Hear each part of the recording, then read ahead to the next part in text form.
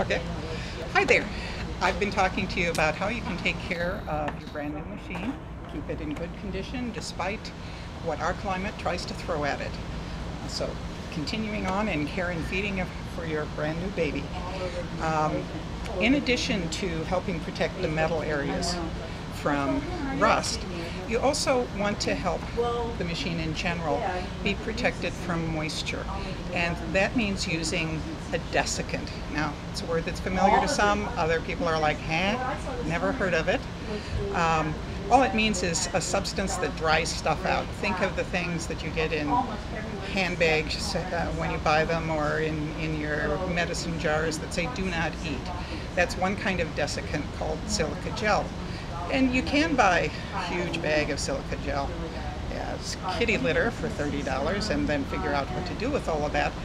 But it's a lot of stuff, it's pretty pricey, and it's also not necessarily the best for the environment, because in order to refresh silica gel, you have to turn on your oven to 160 degrees for like 6 hours to get it to dry out again, which certainly in hot days and with the cost of electricity here, it doesn't sound like fun to me. It's also something that's not necessarily great when you throw it out.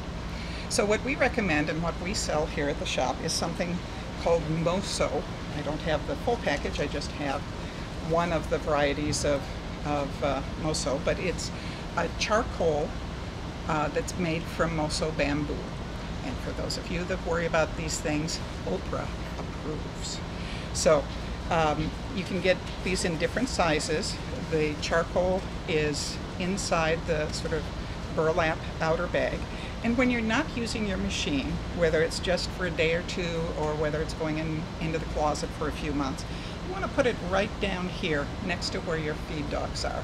That's the area that's most vulnerable to rust. And so you want to offer the most protection for that area.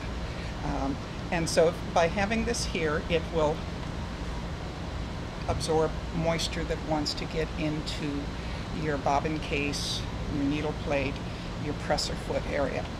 Now, of course, you don't want this poor little bag to have to protect or dehumidify your whole house. So you also need some way to sort of confine the area that it has to protect. And you can do that with something as simple as throwing a beach towel over it.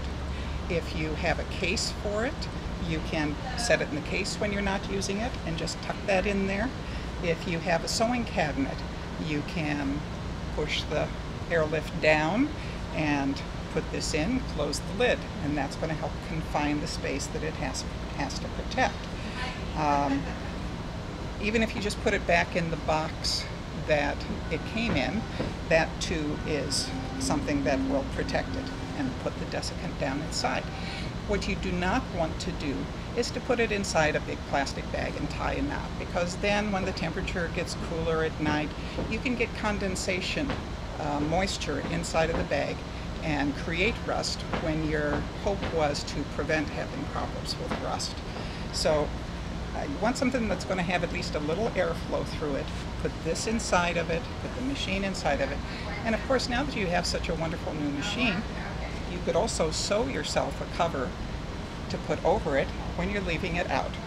And that's one more tip that you can use. Oh, one thing I didn't say. Where the other you have to put in the oven for 6 hours to dry it out. Moso is so convenient. You put it out in direct sunlight for an hour a month and it's ready to go. Thank you.